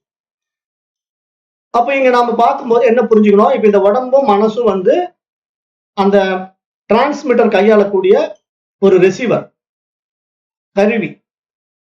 அப்ப இங்க நம்மளுடைய பயன்பாடு என்ன, என்ன பர்பஸ்க்காக அது டிரான்ஸ்மிட் ஆகுதோ அதை நம்ம இங்க ரிசீவ் பண்ணி இந்த உலகத்துக்கு கொடுக்கணும், அவ்வளவுதானே. அதுதானே இந்த கருவியினுடைய விஷயம். இதுக்கு தான் நான் ஏற்கனவே எக்ஸாம்பிள் சொன்னேன். என்ன சொன்னேன், இப்ப சென்னை வானொலி நிலையம் சென்னையில இருக்கு, ஒவ்வொருத்தரும் ஒவ்வொரு நாடுகள் இருப்பாங்க, இலங்கையில் இருப்பான், அமெரிக்காவில் இருப்பாங்க, யுஎஸ்ஏல விட்டு மற்ற நாடுகள் யூகேல இருப்பாங்க, இப்படி எல்லாம் இருப்பாங்க. ஆனா அவங்க சென்னை வானொலி நிலையத்தினுடைய பாடல்களை கேட்கணும்னு அந்த ரிசீவரை ஆன் பண்ணாங்கன்னா அந்த ரிசீவர் ஆனது சென்னையில இருக்கிற விஷயத்தை மட்டும் எடுத்து நமக்கு இங்க கொடுத்துரும். அப்ப நம்ம எந்த நாட்டில் இருந்தாலும் அந்த சப்ஜெக்டை நம்ம கேட்க முடியும், அதுல சொல்லப்பட்ட நேயர் விருப்ப பாடல்களை நம்ம கேட்க முடியும். அப்ப இது நமக்கு எப்படி புரியுதோ, விஞ்ஞான வளர்ச்சியினுடைய மகத்துவம் நமக்கு எப்படி இப்படி புரிய வருதோ அது மாதிரி மெய்ஞான வளர்ச்சியினுடைய மகத்துவம் என்ன அப்படின்னா, இங்க எல்லையற்ற பெருவெளி, அந்த வெட்ட வெளி தன்னை அறிவு பிரகாசமாக வெளிப்படுத்த விரும்பி அந்த சத்து வந்து சித்தாக பரிணமத்த இந்த பிரபஞ்சத்துல இந்த படைப்பின் அம்சங்கள் பலவிதமாக வெளிப்பட்டிருந்தாலும் அதற்கான பிரத்யேக ரிசீவர் வந்து மனிதன் மட்டும்தான். ஏனென்றால் மனிதனிடத்துலதான் அந்த 10ஆம் வாசலில் இருக்கின்ற பீனியல் கிளாண்ட் என்ற ஒரு சுரப்பி அவனை அவனுக்கு காட்டி கொடுக்கும். அவன் யார், இந்த உலகம் எப்படிப்பட்டது, இந்த உலகத்தையும் என்னையும் படைத்த இறைவன் யார் அப்படிங்கிற விஷயத்துக்கு விடை காண முடியும். இந்த படைப்புல வேற யாரும் இதுக்கு விடை காணவே முடியாது. எந்த ஜீவராசிகளும், உயரிய தேவதைகள் கூட இதுக்கு விடை காண முடியாது. ஏன்னா இங்க சாஸ்திரம் தெளிவா சொல்லும், நீ தேவனா பிறந்தா கூட திருப்பி நீ மனித பிறவியில வந்துதான் ஞானத்தை அடைய முடியும். தெய்வீக பிறவியே வந்து நமக்கு கிடைச்சிடுது அப்படின்னா, தெய்வீக பிறவி தேவதைகள் அப்படிங்கிறத இங்க சாஸ்திரம் எந்த அடிப்படையில சொல்லுது அப்படின்னா, சூரியன் சந்திரன் பஞ்சபூதங்களை தான் சொல்லுது தெய்வீகம் தேவதை அப்படின்ட்டு. சினிமாவில் காட்டுற மாதிரி ஏதோ அப்படியே ஜிகினா ட்ரெஸ் போட்டுக்கிட்டு அப்படியே கழுத்துல பூரா தங்க நகைகளை போட்டுட்டு தலையில ஒரு தங்க கிரீடை வச்சுக்கிட்டு இருக்கிறவங்க வந்து தேவதை கிடையாது. ஏன்னா அதெல்லாம் வந்து நாம் கற்பனையாக உருவாக்கப்பட்ட கதாபாத்திரங்கள் தானே தவிர, இங்க தேவதைகள் அப்படின்னு சாஸ்திரம் பேசுறதெல்லாம் என்ன அப்படின்னா, பஞ்சபூதங்களையும் இந்த இயற்கையும் தான் தேவதைகளா பார்க்குது. அப்ப இந்த இயற்கையெல்லாம் இந்த படைப்பினுடைய சாராம்சம். இந்த படைப்புல ஒன்றை ஒன்று சார்ந்து இந்த உலகம் இயங்குவதற்கான அதிர்ஷ்டான தேவதைகளாக அதெல்லாம் இருக்கு. ஏன்னா இங்க காற்று இல்லைன்னா நீர் இல்லை, நீர் இல்லைன்னா நிலம் இல்லை, நிலம் இல்லைன்னா நெருப்பு இல்லை. இப்படிதான் எல்லாமே ஒன்றுக்கொன்று சார்ந்து வாழுகின்ற ஒரு மிகப்பெரிய தத்துவங்களாக இந்த உலகம் படைக்கப்பட்டிருக்கு. அப்ப இப்படிப்பட்ட ஒரு பிரம்மாண்ட படைப்புக்கு ஆதாரமான ஒரு அறிவு இருக்கின்றது. அந்த அறிவு தான் இங்க இறைவன், பரமன், பிரம்மம் என்று சாஸ்திரம் உபதேசிக்குது. அப்ப அந்த அறிவு தன்னை பிரகாசிக்க வெளிப்படுத்திய உடல்கள் தான் இந்த உலகத்துல, பிரபஞ்சத்துல, கேலக்சியில சூரியன் முதல் கொண்டு இங்கு நம்ம பூமியில காணுகின்ற பல்வேறு ஜீவராசிகள் வரைக்கும் இருந்தாலும், இந்த சூரியன் கூட தன்னை தானே உணர முடியாது. அந்த சூரியன் கூட எத்தனை கோடி ஆண்டுகள் சூரியனாக இருந்துவிட்டு மீண்டும் அது மனித பிறவிக்கு வரணும். வந்தா மட்டும்தான் அந்த மகத்தான ஞானத்தை அடைய முடியும். அப்ப வேற ஒரு சூரியன் உண்டாகலாமே தவிர, அந்த மனிதன்கிற நிலைக்குள்ள வந்துதான் இந்த மகத்தான அறிவை பெற முடியுமே தவிர, வேற எந்த தேவதைகளும் இந்த ஞானத்தை அடைய முடியாதுங்கிறதையும் சாஸ்திரம் தெளிவுபடுத்துது. இது வந்து வேத சாஸ்திரமே சொல்லுது. பிறப்புல எந்த பிறவி எடுத்தாலும் தன்னை ஒருவன் அறிந்து கொள்ளவே முடியாது. மனித பிறவி ஒன்று மட்டும்தான் தன்னை யார் என்று அறிந்து கொள்ள முடியும். அப்ப அப்படிப்பட்ட ஒரு அரிதான பிறவி மனித பிறவி. அதைதான் ஔவையார் சொல்லும் போது, அரிதறிது மானிடராய் பிறத்தல் அரிது அப்படின்னு சொல்லி வச்சிருப்பாங்க. அப்ப அப்படிப்பட்ட ஒரு அரிதான பிறவியை நம்ம எப்படி பயன்படுத்திக்கிட்டு இருக்கோம் அப்படின்னா, நாம 10ஓடு 11 எல்லாரும் மாதிரி உபயோகப்படுத்திட்டு இருக்கிறது நம்மை நாம் புரிந்து கொள்ளாத ஒரு துர்பாக்கிய நிலை என்றுதான் மகன்கள் எல்லாம் வருத்தப்படுறாங்க. அப்போ நாம் இங்க கொடுக்கப்பட்ட இந்த அரிதான உடலையும் அதுல கொடுக்கப்பட்ட ஆண்டனாவையும் கொண்டு நாம எதை ரிசீவ் பண்ணணும் அப்படிங்கிறத சரியா புரிஞ்சுக்கிட்டா தான் நம்ம உண்மையான ரிசீவரா மாறி இந்த சமுதாயத்துக்கு உபயோகமான ஒரு உபகரணமா இயங்கிட்டு இருக்க முடியுங்கிறத இங்க சொல்ல வர்ற விஷயமாக பார்க்கிறோம். அந்த அடிப்படையில இப்ப பகவத்கீதையில 3வது அத்தியாயத்தினுடைய 3வது ஸ்லோகம் ஒண்ணு இருக்கு. அந்த ஸ்லோகத்தை பார்க்கும்போது அதுல இருந்து தொடங்குது. இப்ப நம்ம இந்த ஞானக்கண் அப்படிங்கிற ஒரு விஷயத்த வந்து நான் டைரக்டா அந்த விஷயத்துக்குள்ள போகாம ஸ்டெப் பை ஸ்டெப்பா உங்களை கொண்டு போறேன். ஏன் அப்படி கொண்டு போக விரும்புறேன் அப்படின்னா, நம்ம நேரடியா ஞானக்கண் விஷயத்த சொன்ன உடனே புரிஞ்சுக்க முடியாது உங்களால. அப்ப இங்க ஞானம்ங்கிறது எப்படின்னா, ஒரு முறையா அது எப்படி மகான்கள் நமக்கு சுட்டி காட்டுறாங்க, அதை அடைவதற்கான வழிமுறைகள் என்ன, அதை நம்ம எப்படி சரியா பயணம் பண்ணனா நம்ம உண்மையா ஞானிகளாக பிரகாசிக்கலாம். அப்போ நம்ம இந்த டிரான்ஸ்மிட்டருடைய உபயோகம் என்ன, ரிசீவருடைய உபயோகம் என்ன அப்படிங்கிறதெல்லாம் நமக்கு தெளிவா புரிய வரும். இல்லைன்னா நாம என்ன பண்ணுவோம், மனம் போன போக்குல போயிட்டு இருப்போம். அவ்வளவுதான் வாழ்க்கை, இப்படிதான் வாழ்க்கை நினைச்சிட்டு இருப்போம். அதை நம்ம இங்க புரிஞ்சுக்கணுங்கிறதுக்காக தான் சில பகவத்கீதையினுடைய முக்கிய பகுதிகளை மட்டும் நான் செலக்டிவா எடுத்து எடுத்து அங்கங்க பேசுவேன். அதை மட்டும் நீங்க பார்த்துக்கிட்டே வந்தீங்கன்னா உங்களுக்கு இந்த பாடத்திட்டங்கள் வந்து நல்லா புரிய வரும். அப்ப இங்க 3வது அத்தியாயத்தினுடைய 3வது பாடல், 3வது ஸ்லோகம். ஸ்ரீ பகவான் உவாச்ச, பகவான் ஸ்ரீகிருஷ்ணர் பேசுகிறார். லோகேஸ்மின் திவிதா நிஷ்டா புரா புரோக்தா மயா நக ஞான யோகேன சாங்கியானாம் கர்ம யோகேன யோகினாம். இங்க என்ன சொல்றாருன்னா, பகவான் ஸ்ரீகிருஷ்ணர் வந்து 3வது அத்தியாயத்தினுடைய 3வது பாடல்ல, ஓ பாவமற்றவனே அர்ஜுனா, இந்த உலகத்தில் ஞானத்தை நோக்கி செல்லுகின்ற பாதைகள் 2 இருக்கின்றன. அவைகளை பற்றி ஏற்கனவே என்னால் விளக்கப்பட்டுள்ளன. எப்போதும் இறை சிந்தனையில் நாட்டம் கொண்ட அறிவின் பாதை என்ற ஒரு பாதையும், எப்போதும் செயல்களில் நாட்டம் கொண்ட செயல்களின் பாதை என்ற மற்றொரு பாதையுமாக 2 பாதைகள் இங்கு இருக்கின்றன என்று இங்கு சொல்கிறார். அதுதான் 2வது வரி. ஞான யோகேன சாங்கியானாம் கர்ம யோகேன யோகினாம். அப்போ இங்க ஞான யோகம், கர்ம யோகம் அப்படிங்கிற 2 பாதைகள் இருக்கிறது அப்படிங்கிறத பகவான் ஸ்ரீகிருஷ்ணர் விளக்கம் கொடுக்கிறார். இப்ப நாம எப்படி இதை பார்க்கணும் அப்படிங்கறத இங்க சப்ஜெக்ட். ஏன்னா இங்க ஞான யோகம், கர்ம யோகம் 2 விஷயம் இருக்கு. அப்ப நான் ஒரு ஞான யோகியா மாறலாமா, கர்ம யோகியா மாறலாமா அப்படிங்கிற ஒரு 2 விதமான விஷயத்துக்குள்ள நீங்க ஆராய்ந்து பார்த்தீங்கன்னா ஒரு சரியான விடை கிடைக்கும். ஆனா இந்த சரியான விடை எப்படி முடியும் தெரியுமா? 2ம் ஒன்றே அப்படிங்கிற இடத்துல முடிஞ்சா மட்டும்தான் நீங்க ஒன்னஸ்குள்ள வர முடியும். இது நிறைய பேருக்கு புரியாதனால என்ன பண்ணிட்டாங்கன்னா, ஞான யோகம் தான் எனக்கு வேணும் அப்படின்ட்டு ஞான பாதையில போனவங்க கர்ம யோகத்தை விட்டுடுவாங்க. சிலர் என்ன பண்ணுவாங்கன்னா, அதெல்லாம் சும்மா வெட்டி வேலைங்க, ஞானி ஆயிட்டு சாமியாரா உட்காந்து என்ன பண்ண சொல்றீங்க, நான் இந்த உலகத்துக்கு உபகாரமா ஏதாவது வாழ்ந்துட்டு உடம்பு விட்டுட்டு போறேன், ஆகவே நான் கர்ம யோகத்தை எடுத்துக்கிறேன் அப்படின்ட்டு கர்ம யோகத்துக்குள்ள கர்ம வினைகளை செய்து கொண்டிருக்கிற மனிதர்களை நம்ம பார்க்கிறோம். அப்ப இந்த மாதிரி இருவேறு பிரிவினர்கள் இந்த மனித உலகத்துல இருப்பதற்கு காரணம் என்ன அப்படின்னா, இந்த இருவருக்குமே ஞானம்ங்கிறது என்ன, கர்மம்ங்கிறது என்னங்கிறது தெரியலங்கிறது தான் விஷயமே. இதை நல்லா புரிஞ்சுக்கணும். ஏன்னா இங்க பகவான் ஸ்ரீகிருஷ்ணர் அழகா சொல்றாரு, 2 பாதைகள் என்னால் கொடுக்கப்பட்டிருக்கின்றன. ஒன்று ஞான யோகேன சாங்கியானா, கர்ம யோகேன யோகினா. அப்ப இங்க ஞான யோகமும் கர்ம யோகமும் நான் கொடுத்திருக்கின்றேன். அதுல எப்படி இருக்கிறான்? இறை சிந்தனையிலேயே நாட்டம் கொண்டவன் ஞானவான், உலக விவகாரங்களிலே நாட்டம் கொண்டவன் கர்மவான். அப்ப இங்க ஞானவான், கர்மவான் என்று இருவர் இருக்கிறார்கள்.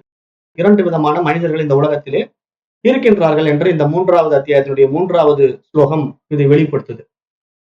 அப்ப இதை நம்ம சரியா புரிஞ்சுக்கிட்டா இங்க என்ன தெரியுமா உண்மையிலேயே இருக்கு? செயலில் செயலற்ற தன்மை.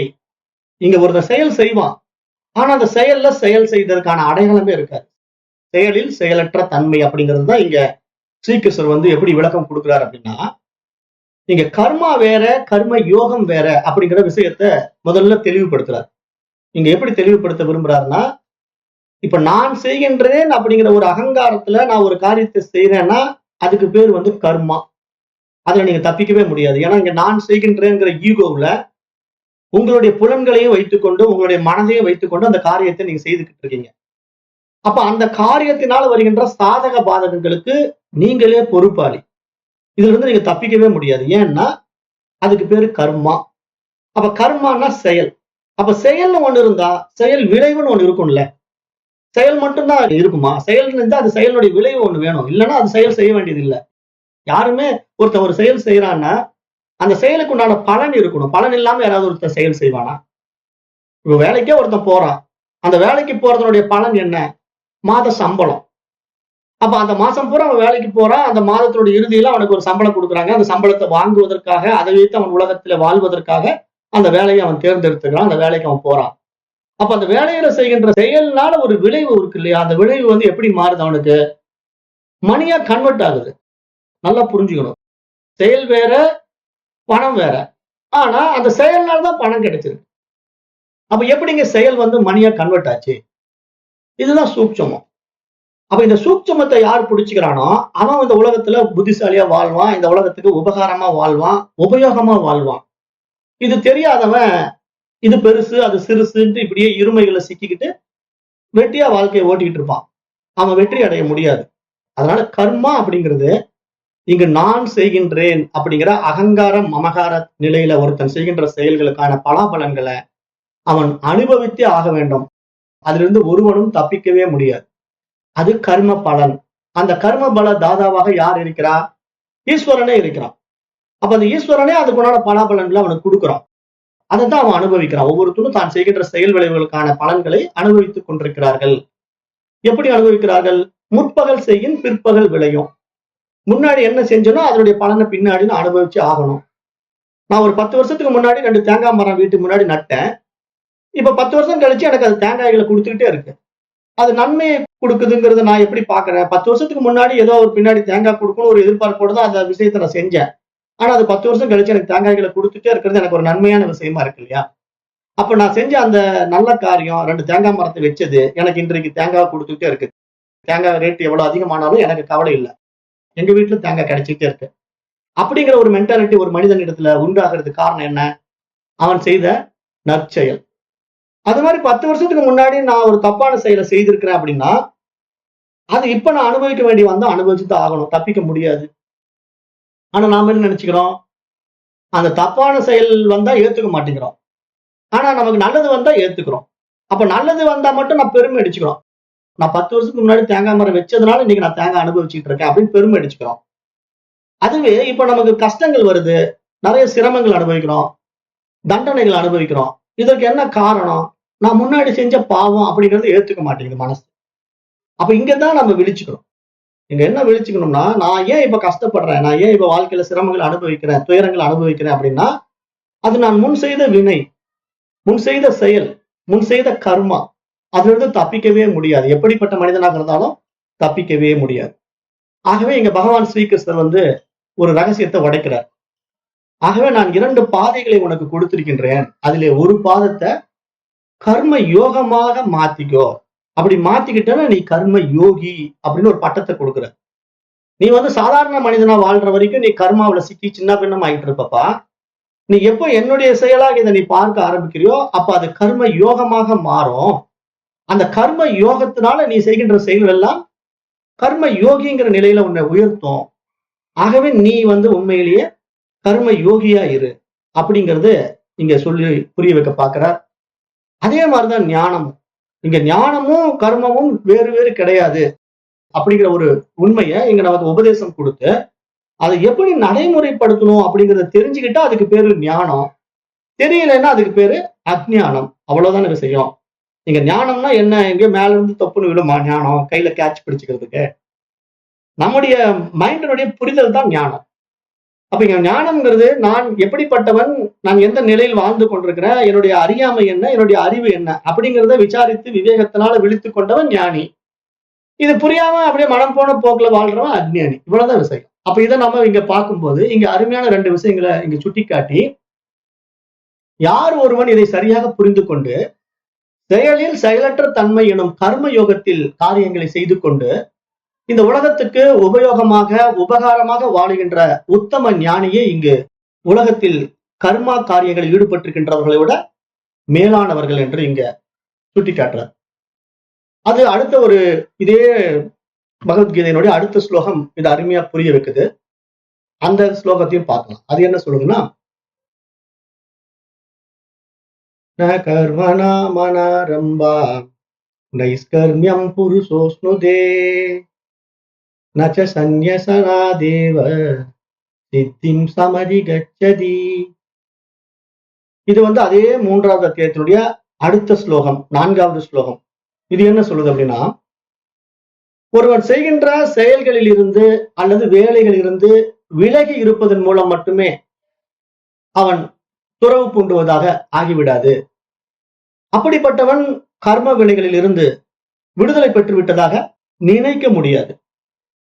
ஏனென்றால் அவர்களது அறியாமையினால் உடல் அளவில் வேலை செய்யாமல் உட்கார்ந்து கொண்டு வெளியே உடைகளை மட்டும் மாற்றி காவி உடைகளாக அணிந்து கொண்டு உள்ளத்திலே மாற்றத்தை உண்டாக்காமல் மாறாக உலகப் பற்றுகளை விட முடியாமல் இருக்கின்ற போலி கபடதாரிகள் இந்த வாழ்க்கையை தேர்ந்தெடுக்கின்றார்கள். இது போன்று புறத்திலே துறக்கின்ற துறப்பினால் அந்த தூய அறிவின் பரிபூரணத்தை அடைய முடியாது என்று இந்த பாடலிலே, இந்த ஸ்லோகத்திலே பகவான் ஸ்ரீகிருஷ்ணர் தெளிவுபடுத்துகிறார். நான் கர்மனா மனாரம்பா நைஷ்கர்மியம் புருஷோஸ்னுதே நச்ச சன்ய சனாதேவ சித்திம் சமதி கச்சதி.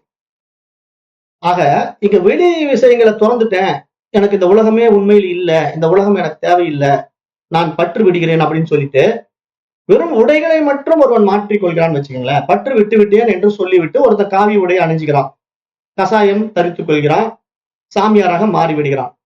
அவன் உலக வாழ்க்கையில் ஈடுபடாமல் இருக்க முடியுமா அப்படின்னு நீங்க ஆராய்ந்து பார்த்தீங்கன்னா முடியாது. ஏன் முடியாது? நான் ஏற்கனவே சொன்னேன். ட்ரெஸ்ஸ மட்டும் சேஞ்ச் பண்ணிட்டு, உள்ளத்துல ஆசைகள விட முடியாது. ஏன் விட முடியாதுன்னா, பசி வந்துடும். கொஞ்ச நேரத்துல பசிக்கும். அப்ப உடனே பிச்சாந்தேகின்னு சொல்லிட்டு வீடு வீடா போய் பிச்சை எடுக்கணும். அந்த பிச்சை எடுக்கிறது செயலா? செயலற்ற தன்மையா? அது செயல். சரி ஏன்பா பிச்சை எடுக்கிற? பசிக்குதுங்க. ஏன்பா பசிக்குது? உடம்பு இருக்குதுங்க.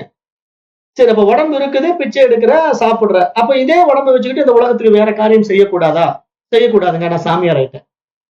அப்பதான் இங்க புரிதல் இல்ல. ஏன்? ஞானம்னா என்ன? கர்மம்னா என்னன்னு தெரியல.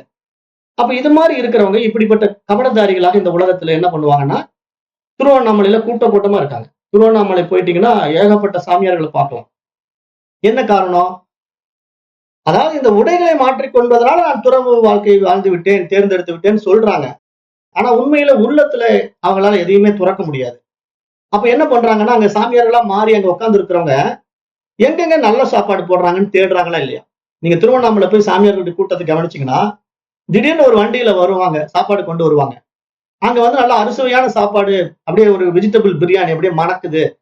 அப்படியே கொண்டு வந்து அந்த வாசம் அப்படியே மூக்க தொலைக்குதுன்னு உடனே எல்லாம் கூட்டமா பாத்திரத்தை தூக்கிட்டு ஓடி வருவாங்க. சாமியாருங்க பூரா அங்க ஓடி வந்து, எல்லாம் எனக்கு போடுங்க, எனக்கு போடுங்கன்ட்டு கியூல நின்னு வாங்கி அந்த வெஜிடபிள் பிரியாணி சாப்பிடறதுக்கு துடிப்பாங்க. அப்ப இது என்ன பற்றற்ற நிலையா? இது பற்றற்ற நிலை இல்லைங்கிறாரு பகவான் ஸ்ரீகிருஷ்ணர். ஏன்னா இதெல்லாம் புரிதல் இல்ல. எது பற்றற்ற நிலைங்கிறது உடை மாற்றுவதில் இல்ல, உள்ளத்தை துறப்பது. இங்க உலகம்ங்கிற ஒரு விஷயம் உண்மையில் இல்ல. ஆனா இந்த உடலும் மனசும் வந்து விட்டது. ஏன்? அது ஈஸ்வரனால் கொடுக்கப்பட்டிருக்கு, அவனுடைய காரியத்துக்காக. அப்ப ஈஸ்வரனால் கொடுக்கப்பட்ட இந்த உடலையும் மனதையும் கொண்டு ஈஸ்வர நியதிக்குள்ள ஒருவன் இந்த உலகத்திலே வாழ்ந்து கொண்டிருந்தானால் அவன் கர்ம யோகி. அது தெரியாமல் இந்த உடலும் மனதும் என்னுடையது என்று தனக்கான விசய சுகங்களில சிக்கிக்கொண்டு, இந்த சாமியார் வேஷம் போட்டா நான் பெரிய ஆளு, சாமியார் வேஷம் போடாதவன் சிறிய ஆளு அப்படின்னு மனசு வந்து இருமைகள்ல சிக்கி அதே உலக விவகாரங்களில் ஈடுபட்டு கொண்டிருக்கிற கர்ம வினைகள் இருந்து அவர்கள் தப்பிக்கவே முடியாது. அப்ப இங்க வந்து இத பகவான் ஸ்ரீகிருஷ்ணர் வந்து தெளிவுபடுத்துறாரு. இங்க ஞானம்ங்கிறது என்னன்னா, நீங்க கர்மாவை சரியா புரிஞ்சுக்கிட்டீங்கன்னா நீ ஞானி. கர்மாவை சரியா புரிஞ்சிக்காம நீ சந்நியாசத்தை மேற்கொண்டீங்கன்னா நீ அஜ்ஞானி அப்படிங்கிறத ஆழமாக இங்க பகவத்கீதை உபதேசிக்குது. இது நிறைய பேருக்கு புரியுறது இல்ல. அதனால அவங்க என்ன நினைச்சுக்கிறாங்க, ஓ உலகத்தை துறந்தா அது துறவு, வீட்டுல மனைவி குழந்தைகளை திறந்துட்டா அது துறவு அப்படிங்கிற கண்ணோட்டத்துல துறவை பாக்குறாங்களே தவிர, இந்த உலகம்ங்கிறது எப்படிப்பட்டது, இந்த உலகம் என்னுடைய அனுபவத்துக்கு எப்படி இருக்கிறது, உண்மையாகவே இந்த உலகத்தை நான் எப்படி அணுக வேண்டும் அப்படிங்கிற தெளிவு அடையாம, ஞானத்தை அடையாம இந்த உலகத்தை துறந்து விட்டு அவர்கள் உண்மையிலேயே துறவு வாழ்க்கையை வாழ முடியாது. ஏனென்றால் அவர்கள் வாழ்க்கையில உடலும் மனசும் இருக்கிற வரைக்கும் போராடி ஆக வேண்டும். உணவுக்காக அந்த தட்டை எடுத்துட்டு வீதி வீதியா போய்த்து ஆகணும், பிச்சை எடுத்து சாப்பிட்டு தான் ஆகணும். சாப்பிட்ட உடனே ஓகே தூக்கம் வருது அப்படின்னு படுத்துடுறாங்க. அப்படியே படுத்துக்கிட்டே இருக்க முடியுமா? கொஞ்ச நேரத்துல வயித்த கலக்கும், அப்புறம் டாய்லெட் போகணும், அப்புறம் அது தண்ணி வேணும், அப்ப தண்ணி எங்க இருக்குன்னு தேடணும். அப்ப இதெல்லாம் பார்க்கும்போது இதெல்லாம் செயல் தானே. அப்ப இதுக்காக உன்னுடைய தேவைக்காக நீ ஒண்ணு உள்ள தள்ளுவ, ஒன்னு இன்புட் கொடுப்ப, ஒன்னு அவுட்புட் எடுப்ப, அந்த இன்புட் அவுட்புட்டுக்கு நீயா விருப்பப்பட்டு இந்த காரியத்தை செய்வ. இது செயல் இல்ல, செயல் இல்லை என்று நீ சொல்லிக் கொள்கிறாய். ஆனால் சமுதாயத்துக்கு சேவை செய்யுன்னு சொன்னா அது செயலுங்க, அதை செய்ய மாட்டேன் அப்படின்னு நீ சொல்ற அப்படின்னா, அப்ப நீ எது கர்மா, எது கர்மம் இல்லாத ஞானம் என்று நினைக்கிறாய் அப்படின்னு இங்க பகவான் ஸ்ரீகிருஷ்ணன் கேட்கிறாரு. நான் கேட்கல, நல்லா புரிஞ்சுக்கணும். ஏன்னா நீங்க வந்து என்ன தப்பா எடுத்துக்கூடாது. என்னடா அப்ப சாமியார் எல்லாம் மோசம்னு சொல்றீங்களான்னா, இங்க சாமியாரா எதுக்கு ஆகணும், எது என்ன அவசியம் இருக்கு? எங்க வேணா இருக்கலாம். சாமியார் ஆகிறவனுக்கு துறவுங்கிறது மனதுல துறந்துட்டீங்கன்னா, நீங்க சந்த கடையிலும் இருக்கலாம், ஸ்டாக் கடையிலும் இருக்கலாம், நீங்க இமயமலை அடிவாரத்துல இருக்கலாம். ஏன்னா இங்க எல்லாமே ஒண்ணுதான். மனசுல துறவு வந்துடுச்சுன்னு வச்சுக்கோங்களேன், நீங்க இமயமலையில இருந்தாலும் அதே அமைதி இருக்கும். நீங்க பயங்கரமான மார்க்கெட், அப்படியே கூட்டம் ஜனங்க சத்தம் அப்படியே காதை தொலைக்கும், அங்க போய் நீங்க உட்கார்ந்தாலும் அமைதி இருக்கும். ஏன்னா உங்களுக்கு சலனம் கிடைக்காது, மனசுல வந்து சலனம் இருக்காது, சத்தம் எல்லாம் உங்களை பாதிக்கவே பாதிக்காது, சைலன்ஸும் உங்களை பாதிக்காது. இதுவே வந்து ஒரு சராசரி மனிதன் சைலன்ஸ்ல போய் நான் வந்து இமயமலைக்கு போறேன் அப்படின்ட்டு போய் வீட்டை திறந்துட்டு போய் இமயமலையில உட்காரான்னு வச்சுக்கோங்க, அவன் எத்தனை நாள் சைலன்ஸ்ல இருப்பான்னு நினைக்கிறீங்க? அதிகபட்சமா 2 நாள் 3 நாள் சைலன்ஸ்ல இருப்பான். அப்புறம் என்ன சொல்லுவான், என்னோட 3 நாள் அப்படியே உட்காந்துட்டு இருக்கோம், ஒன்னும் முடியல, போர் அடிக்குது, எவ்வளவு நேரம் தான் இந்த அமைதியே அனுபவிக்கிறது கொஞ்சம் ஊருக்குள்ள அப்படியே போய் பார்த்துட்டு வருவோம், அப்படியே ஏதாவது சாப்பிட்டு வருவோம் அப்படின்ட்டு கிளம்பி ஹிமாலயாவில கீழே ஊருக்குள்ள வருவான். வந்து அப்படியே ஊருக்குள்ள அது இது இப்போ எங்க பண்டாரா போடுறாங்க, சாப்பாடு போடுறாங்கன்னு அப்படியே போய் சாப்பிடுவான். நல்லா இருக்கு சாப்பாடு, இங்கேயே கம்முன்னு செட்டில் ஆயிடலாம், ஏன் போய் அங்க மேல உட்காந்துக்கிட்டு, எங்க இருந்தா என்ன அமைதி தானே அப்படின்ட்டு அப்புறம் அங்கேயே உட்காந்து நேரத்துக்கு சாப்பிட்டுக்கிட்டு அப்புறம் அப்படியே அந்த கடை வீதியை சுத்தி பார்ப்பான். அப்புறம் வந்து அவன் எதையோ வாங்குறது இவன் பார்ப்பான். பார்த்த உடனே அவனுக்கு என்ன தோணும், சரி இங்கேயே ஒரு சின்ன உத்ராட்ச வியாபாரம் பண்ணுவோம் அப்படின்னு சொல்லிட்டு அங்கேயே உத்ராட்சம் தயார் பண்றவங்க கிட்ட இருந்து உத்ராட்சத்தை வாங்கிட்டு அப்படியே கை நிறைய உத்ராட்சத்தை போட்டுக்கிட்டு உத்ராட்சம் வேணுமான்னு அப்படியே கேட்டுட்டு சுத்தி வந்தான்னா அதுல காசும் வந்துடும். அப்புறம் என்ன, அவன் சம்சாரி தானே, சன்னியாசி எங்க. இது மாதிரிதான் நிறைய பேர் இமாலயாவில் இருக்காங்க. அப்ப இது மாதிரி வந்து வந்து துறந்துட்டு குடும்பத்துல மனைவி குழந்தைகளை காப்பாற்ற முடியாம அங்க போய் நான் சன்னியாசி யாரன்ட்டு இமயமலையில உட்காந்துக்கிட்டு அங்க உத்ராட்ச வியாபாரம் பண்றது இல்ல இங்க சன்னியாசி. ஆனா அவங்க சொல்லிக்குவாங்க, நான் உத்ராட்சம் தானங்க விற்கிறேன், அது நல்லது தானே, நான் என்ன பாசி மணி ஊசி மணியா விற்கிறேன் அதானே கெட்டது அப்படின்னு இவங்க நினைச்சுக்கிறாங்க. ஆனா பாசி ஊசி மணி விற்கிறதும் உத்ராட்சம் விற்கிறதும் வித்தியாசப்படுத்துறது என்ன, மனசு தானே. இப்ப நான் பாசி மணி ஊசி மணி வந்து நான் கழுத்துல போட்டா அது நல்லா இல்ல, ஆனா உத்ராட்சம் போட்டா சூப்பரா இருக்கு. அது எது நினைக்குது, மைண்ட் தான் நினைக்குது. இங்க உத்ராட்சம் போட்டா சூப்பர், பாசி மணி போட்டா மோசம் அப்படிங்கிற அந்த ரியாலிட்டி வந்து மைண்டினுடைய தாட் தானே தவிர அதனால ஏதாவது வித்தியாசம் வந்துட போதா. இறைவன் வந்து அதனால நீ உத்ராட்சம் போட்ட, நீ தான் எனக்கு உண்மையான பக்தன், அவன் ஊசி மணி போட்டுக்கிட்டு இருக்கான் பாசி மணி போட்டிருக்கான் அவன் படுபாவி அப்படின்னு இறைவன் சொன்னாரா? என்னைக்காவது இறைவன் தோன்றி இந்த ட்ரெஸ் சேஞ்ச் பண்ணவனை பார்த்து நீ வந்து காவி போட கட்டிட்ட, நீ தான் கடவுளுக்கு ரொம்ப நெருங்கிட்ட, அவன் வெள்ளை வேட்டி கட்டிட்டு இருக்கான் அவன் தூரத்துல இருக்கான் அப்படின்னு கடவுள் சொன்னாரா? அல்லது கழுத்துல போட்டுட்டு இருக்கிற ஊசி மணியை பார்த்துட்டு உத்ராட்ச மாலையை பார்த்துட்டு உத்ராட்ச மாலை போட்டவன் உயர்ந்தவன் என்று என்றைக்காவது கடவுள் சொல்லி இருக்கிறாரான்னா கடவுள் அப்படி சொல்லவே கிடையாது. கடவுள் வந்து இது உயர்ந்தது தாழ்ந்தது என்று பார்க்கவே மாட்டார். அப்படி பார்த்தா அவர் கடவுளே கிடையாது. எந்த கடவுள் வந்து உத்ராட்ச கொட்டை போட்டவன் எனக்கு உத்தம, ஊசி மணி பாசி மணி போட்டிருக்கிறவன் எனக்கு ஆகாதுன்னு சொல்றாரோ அவர் எப்படி கடவுளாக இருக்க முடியும்? அவர் கடவுளாக இருக்க முடியாதுங்கிறத சாஸ்திரம் சொல்லுது. சாஸ்திரம் என்ன சொல்லுதுன்னா, கடவுள் என்பவன் இருமையற்றவன், அவனிடத்துல இங்க உயர்ந்தது தாழ்ந்தது கிடையாது, அவனுக்கு எல்லாம் சமம். அவன் பார்க்கறது ஒன்னே ஒண்ணுதான், உள்ள தூய்மை மட்டும்தான் அவனுக்கு தேவை. ஏன்னா அந்த உள்ளம் தூய்மையா இருந்தா அவன் அங்க குடிகொள்ளுவான். உள்ளம் தூய்மையா இல்லைன்னா கடவுளுடைய இருப்பிடம் அது கிடையாது. ஏன்னா கடவுள் வந்து தூய்மையானவன். அப்ப அந்த உள்ள தூய்மைங்கிற நிலை என்னன்னா அந்த தூய்மையோடு கலக்கிறது, அவ்வளவுதான், வேற ஒண்ணு. தூய்மையும் அங்க ஒன்றாகிற நிலை. அங்க வந்து இருமைகளே இல்லை, ஒரே ஒரு விஷயம் மட்டும் இருக்கு. அது புனிதமான நிலையில அந்த தூய்மையில அந்த ஆனந்த நிலையை அனுபவிக்கிற ஒரு அற்புதமான நிலைப்பாட்டை இங்க சாஸ்திரம் சொல்லி அந்த நிலையை அடைவதற்கு தான் இங்க மனிதர்கள் முயற்சி செய்ய வேண்டும். அந்த முயற்சியினுடைய நோக்கம் வந்து இந்த உலகத்துக்கு உபயோகமா இருக்கணும், உபகாரமா இருக்கணும். ஆனா அந்த உடலும் மனசும் அந்த ஈஸ்வரனுடைய கருவிகள் என்ற அடிப்படையில அந்த காரியங்கள் நடைபெறும் பொழுது அதற்கு பெயர் வந்து கர்ம யோகம் என்றும், நான் செய்கின்றேன் என்ற அகங்காரம் மமகாரத்துல ஒருவன் ஒரு காரியத்தை செய்து கொண்டிருக்கிறான் என்றால் அதற்கு பெயர் கர்மா என்றும் தெளிவுபடுத்துறார். அப்ப அந்த அடிப்படையில இங்க வந்து இந்த கர்மனா என்ன அப்படிங்கறத சொல்றாரு. இந்த 3வது அத்தியாயத்தினுடைய 4வது பாடல்ல எது உண்மையிலே சந்நியாசம், எது உண்மையிலே கர்மம், இங்க கர்ம யோகம் அப்படிங்கிறதுக்கு உண்டான விளக்கங்களை நமக்கு இங்க புரிய வச்சு இங்க அவர் என்ன சொல்ல வர்றாருன்னா, ஒவ்வொருவருக்கும் கொடுக்கப்பட்ட கடமைகளை சரியாக புரிந்து கொண்டு அதை பற்றில்லாமல் ஈஸ்வர காரியமாக செய்யும் போது அது கர்ம யோகம். அதுவே ஒருவன் அவனாக விருப்பம் கொண்டு அவனது உடலையும் மனதையும் கொண்டு செய்கின்ற செயல் விளைவுகள் எல்லாம் கர்மா என்று இங்க இரண்டுக்குமான விளக்கத்தை கொடுத்து விடுகிறார். அப்ப ஒருத்தன் தன்னுடைய இச்சையின் காரணமாக ஒரு காரியத்தை செய்கின்றான்னா அதுக்கு பேரு கர்மா. அனிச்சையாக அவனிடத்துல ஒரு காரியம் வெளிப்படுகின்றது அப்படின்னா அதுக்கு பேரு கர்ம யோகம். அப்ப அனிச்சை இச்சை அப்படிங்கிற 2 விஷயத்துல என்ன இங்க நமக்கு புரிதல் இருக்கும்னா, இச்சை அப்படின்னா என்னுடைய விருப்பத்தின் அடிப்படையில அந்த நான் செயலை செய்யறேன், அது எனக்கு பிடிச்சிருக்கு அதனால நான் அதை செய்யறேன். ஆகவே அது என்னுடைய விருப்பத்தின் அடிப்படையில் செய்கின்ற செயலாக இருக்கிறதுனால அதனுடைய சாதக பாதகங்களுக்கு முழு பொறுப்பு என்னுடையது, வேற யாருக்கும் அதை கொடுக்க முடியாது. காரணம் என்ன, தீதும் நன்றும் பிறர் தர வாரா. என்னுடைய விருப்பத்துல நான் செஞ்ச அந்த செயலுக்கான பலாபலன்கள் தீமையாக இருந்தாலும் நன்மையாக இருந்தாலும் அதற்கு பொறுப்பு நான் மட்டுமே அப்படிங்கறத இங்க யார் உணர்றானோ அவன் ஞானி. அந்த ஞானி என்ன பண்ணுவான், ஓ இது வந்து நான் அகங்காரத்துல ஆடிக்கிட்டு இந்த செயல் விளைவெல்லாம் செஞ்சேன், அதனுடைய பலாபலன்களை இப்ப நான் நன்மையாகவும் அனுபவிக்கிறேன் தீமையாக அனுபவிக்கிறேன், அப்ப எனக்கு இந்த நன்மையும் வேண்டாம் தீமையும் வேண்டாம், எனக்கு இறைவன் தான் வேணும் அப்படின்னு யார் ஒருத்தன் நினைக்கிறானோ அவன் என்ன பண்ணுவான், முழுமையாக தன்னை அந்த ஈஸ்வரன் இடத்துல ஒப்படைப்பான். இறைவா நீ தான் இந்த உடம்பையும் மனசையும் கருவியா வச்சுக்கிட்டு நீ இந்த உலகத்தை இயக்கிட்டு இருக்க, அப்ப இந்த உலகத்தினுடைய படைப்புகள் எல்லாம் உன்னுடைய உபயோகத்துக்காக நீ கொடுத்திருக்கிற, ஆகவே இங்க நான் செய்வதற்கு ஒன்றும் இல்லை, இந்த உடலும் மனதும் உனக்கே சமர்ப்பணம்.